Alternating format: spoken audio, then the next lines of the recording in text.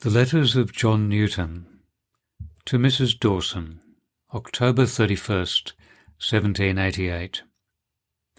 My dear Madam, your letter found me at Weston, which you may remember is 1.5 miles from Olney, and where Mr. Cooper and Mrs. Unwin now reside.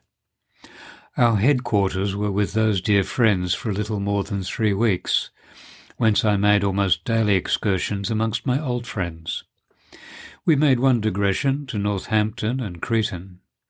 We found Mrs. Unwin well, and Mr. Cooper rather getting forward in his gradual manner. He is cheerful in company, but the ground of his inward distress is not yet wholly removed. Now I must take your epistle in paragraphs. If my letters afford you either profit or pleasure, I am fully repaid, and I would write you many more if I could, but you wrong my affection if you estimate what I would do by what is actually in my power to perform. I have not much to add on the subject of the ignorant poor. I can easily believe your difficulties and obstacles on this head are many and great, and have no reason to doubt your willingness to improve any opportunities that might offer. Be not discouraged. Perhaps you may find an opening where you least expected.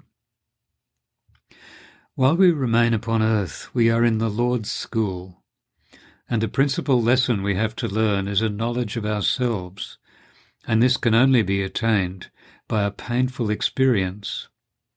Books, sermons, letters cannot teach it, nor can the observations we make on other people lead us far beyond the theory. To have some tolerable ideas of the human heart in general is one thing. To know our own hearts is quite a different thing. The deceitfulness of the heart, which we allow in words, enables us to disguise, conceal, and cover its own emotions, so that the supposed sense we have of its deceitfulness is often the very thing that deceives us. We say that the sea is deceitful, and with reason. It sometimes looks so smooth and glossy that no one who has not tried it would think it dangerous. But this is only in a calm. A small breeze will ruffle it, and in a storm it roars and rages. But the heart is more deceitful than the sea. It will swell and rage when there seems no wind to put it in motion or to awaken any suspicion. If I feel impatience and discontent under the pressure of great troubles, I am apt to blame the tempest for all the commotion, and to excuse my own heart, which tells me it would behave better in circumstances more favourable. But when the state of affairs is quite placid, when I have no trial worth mentioning, when I see myself surrounded with comforts, so that, being judge in my own case, I am forced to confess that I have a highly favourable lot, and can think no person on earth with whom I would wish to change, if even these trifles, light as air, are sufficient to discompose me, and a word or a look not to my mind makes me for the time insensible to all my undeserved mercies, then I find my heart is deceitful indeed. It can raise itself into foam and fury without being able to assign any tolerable cause for the uproar. But still, the heart must be excused, and will attempt to throw the blame upon the animal spirits, upon the nerves, or upon anything, rather than charge the evil to its own pride and ingratitude. I wish we were better, but it is of importance to know, so far as we are able to bear it, how bad we really are. For they will most prize the physician, and most readily comply with his prescription, who are most sensible of the malignity of their disease. I join with you in praising the Lord for his goodness. I understand the little stranger is to be called Jane, a name to which I am a little partial for the sake of some who bear it.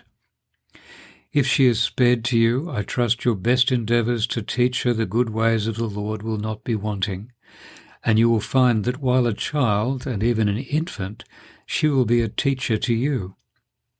You will be often reminded of that text, Like as a father or mother pitieth a child, so the Lord pitieth them that fear him. And when you are forced to overrule the inclinations of the child whom you love and wish to gratify, when she cries because she cannot have what you know would be hurtful to her, and when a regard to her health constrains you to give her some salutary pains, you will be led to notice the true cause of many of your disappointments and trials. Should you see her sometimes misconstrue your tenderness and think you unkind, notwithstanding 1,000 daily proofs of your love and care, because you cannot comply with her wishes in every point, you will see in her too much of my picture and something of your own. On the other hand, the pleasure you will find in her affection and obedience, the readiness with which you will forgive her faults when she is sensible of them, and how much more you are disposed to caress her than to frown upon her, these feelings will lead your thoughts to our Heavenly Father, who delights in our prosperity, does not willingly afflict us, nor permit us to be in heaviness without a need be for it. Thus, while we are in the Lord's school, as I hinted, and desire to be taught by him, we may be always learning, even though we should not be favoured with public preaching of the gospel. An attention to the Bible will enable us to derive profitable instruction from children, servants, friends, enemies, comforts and crosses, from all we see, hear or meet with in our daily course of life. I think it cannot be well with us if we do not set a high value upon gospel ordinances. They are designed and adapted to feed and refresh our souls. Yet we may, in some circumstances, overrate them. They are not so indispensably necessary, but that we may feel and grow and thrive without them, provided the want of them is not owing to our neglect or indolence, or to their being providentially out of our reach. They may in that case be well supplied by a steadfast application to the word of grace and the throne of grace. My friend, Mrs. Gardner, has been confined to her drawing-room and chamber these 5 years. For so long a time she has not been able to set a foot down a single stair, nor does she ever expect it. Yet I think a more lively, cheerful, exemplary Christian than she is scarcely to be found in London. And since it is the will of God to confine her, she seems to have no more desire to go out of the door than out of her chamber window.